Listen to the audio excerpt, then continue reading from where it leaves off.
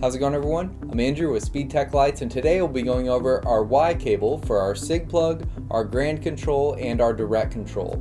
So what the Y cable does is it allows you to control two products that use the same control box off of one control box.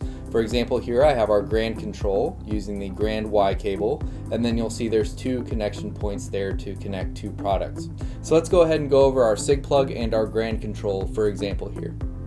So to demonstrate our CIG-PLUG Y cable, I went ahead and brought two Striker 2s, and you'll notice those are going to the Y cable connections here, going to one CIG-PLUG. So then I'm able to control both of my Striker 2s off of one CIG-PLUG here. And then I can change patterns, and you'll see I have full control of my units off of one CIG-PLUG.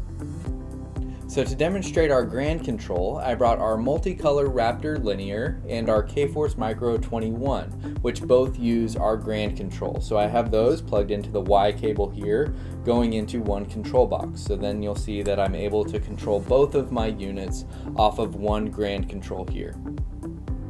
So that covers our Y cable for a few of our controllers. If you have any questions, give us a call or shoot us an email. We'll talk to you soon. Thanks.